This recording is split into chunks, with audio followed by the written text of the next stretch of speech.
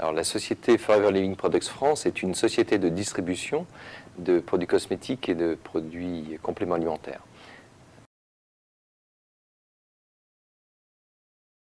Alors, nous sommes sur le marché très directement des compléments alimentaires, qui est le marché du bien-être, également sur le marché des cosmétiques, cosmétiques effectivement orientés produits naturels, orientés phyto, on dira tout simplement, et puis plutôt produits haut de gamme, oui, à des prix raisonnables, mais produits haut de gamme. C'est un peu notre positionnement. Le positionnement de la marque, c'est un produit de qualité, produit où on a une forte présence d'éléments naturels à l'intérieur, avec un prix raisonnable.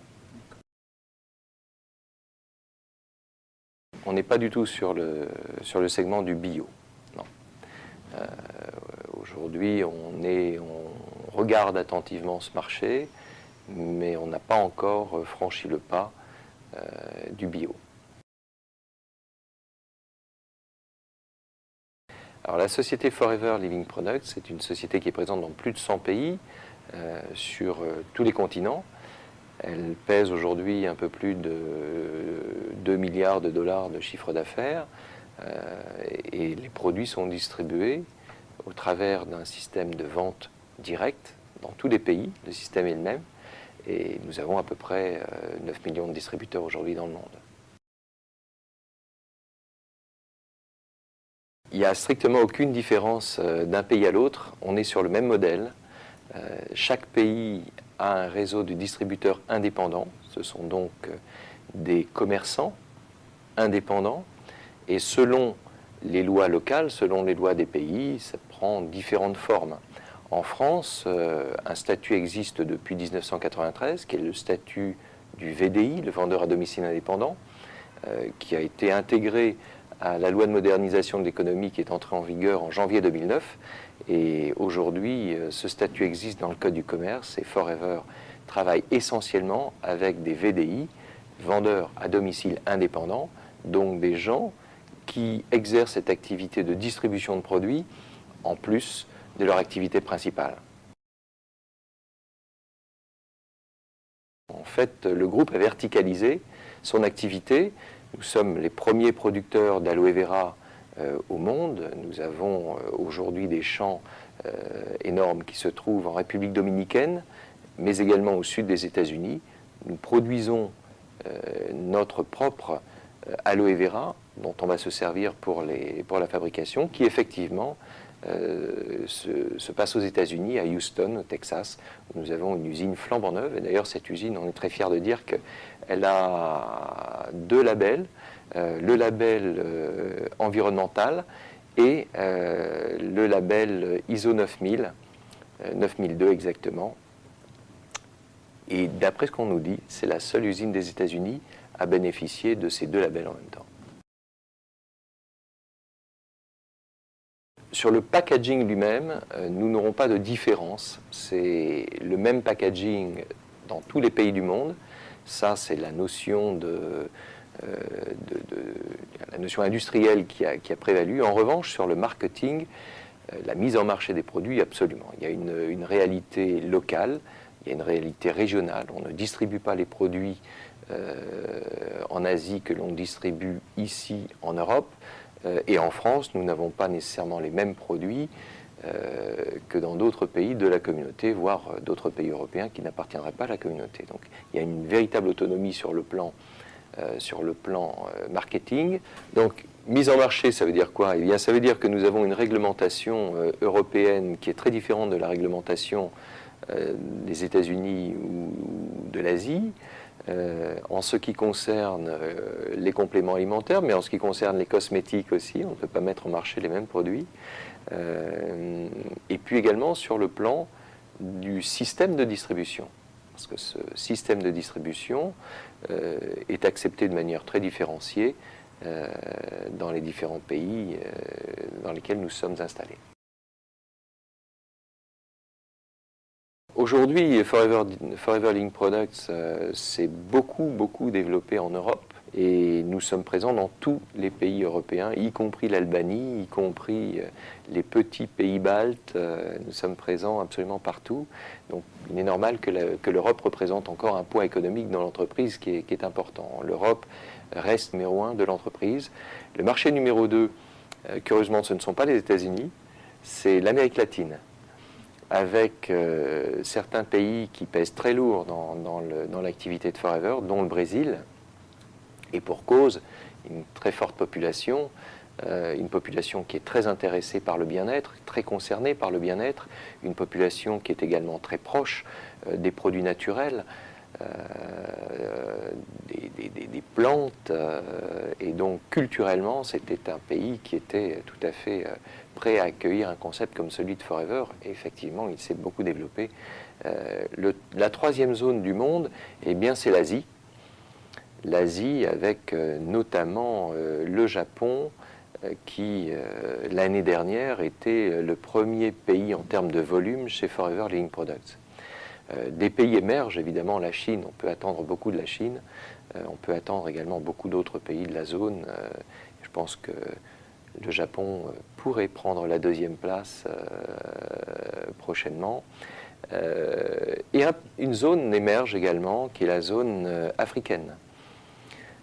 La zone africaine avec essentiellement la partie nord de l'Afrique, celle qui est supérieure à l'équateur. Globalement, toute cette zone Afrique de l'Ouest, Afrique centrale et Afrique de l'Est également. Tout ce qui est au-dessus de l'équateur est en pleine évolution et je pense que ça va être une zone qui va compter, qui va peser lourd dans le développement de Forever.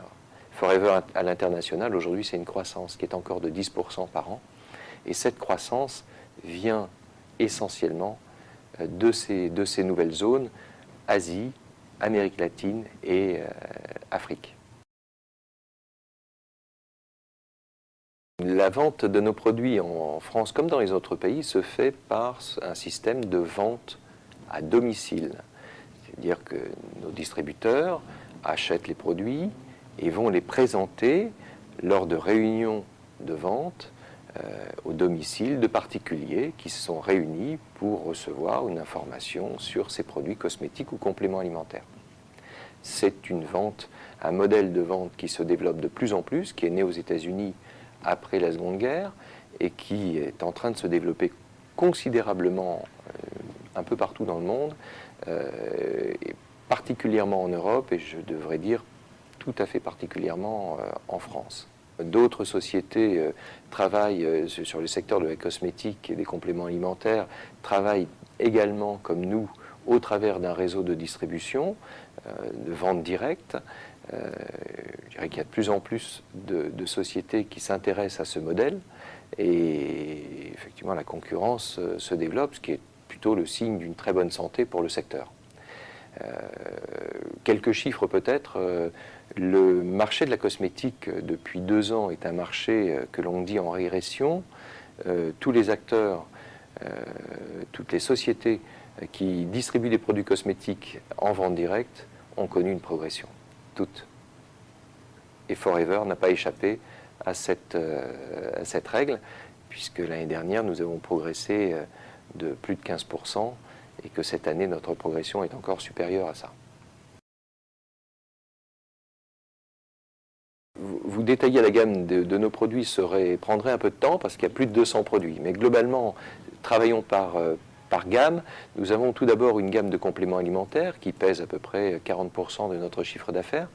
Et ces compléments alimentaires sont essentiellement à base d'aloe vera, produit que nous maîtrisons, dont nous maîtrisons la fabrication, nous en maîtrisons la qualité.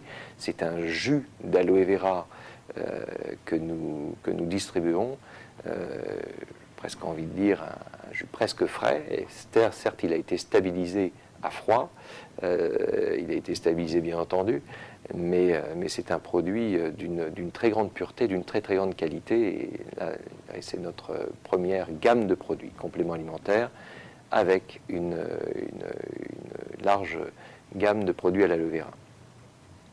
Deuxième catégorie de produits, ce sont les produits de soins à l'aloe vera, c'est-à-dire savons, les dentifrices, les gels douche, les gels dentaires, tous les produits qu'on utilise quotidiennement et qui sont eux aussi à l'aloe vera, puisque l'aloe vera est une plante médicinale qui peut être vendue par des gens qui ne sont pas des pharmaciens.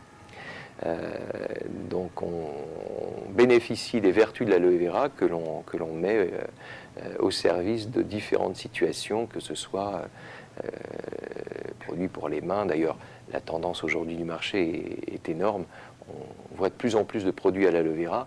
Très souvent, quand on regarde de près, il y a 1%, 2%, 3% d'aloe vera. Dans les produits Forever, vous aurez 30, 50, 60, 70, 80, 90% d'aloe vera contenu dans nos produits, et c'est de l'aloe vera frais à la base. Donc, ce qui fait la qualité évidemment de nos produits. Donc, produits de soins, produits d'hygiène, mais également, troisième famille, produits cosmétiques. Produits cosmétiques, c'est-à-dire des produits de soins pour le visage, pour le corps, pour les cheveux, pour les mains. On a une gamme assez large de produits de soins, et nous avons aussi une gamme de maquillage à l'aloe vera. Et ça, c'est extrêmement intéressant parce que cette gamme permet aux femmes non seulement de se maquiller, de se rendre plus belles, mais également de traiter leur peau en même temps. Donc, en même temps qu'elles se maquillent, elles réalisent un soin. Nous avons également quelques produits destinés aux animaux. Et ce qui est très intéressant, c'est que nous avons voulu mesurer leur efficacité, et notamment dans le domaine équin. Nous travaillons avec des experts chez Forever qui sont sous contrat avec l'entreprise. Nous avons 3 médecins, nous avons également un vétérinaire. Et nous avons mis en place une étude pour observer les résultats de nos produits compléments alimentaires sur l'ulcère gastrique du cheval. En fait, on ne sait pas, on le sait peu, mais beaucoup de chevaux qui font du sport, qui font des courses, des entraînements lourds, des déplacements fréquents, sont sujets au stress et donc sont sujets aux ulcères gastriques. Et on a mis en place un test avec une société extérieure qui a donné d'excellents résultats.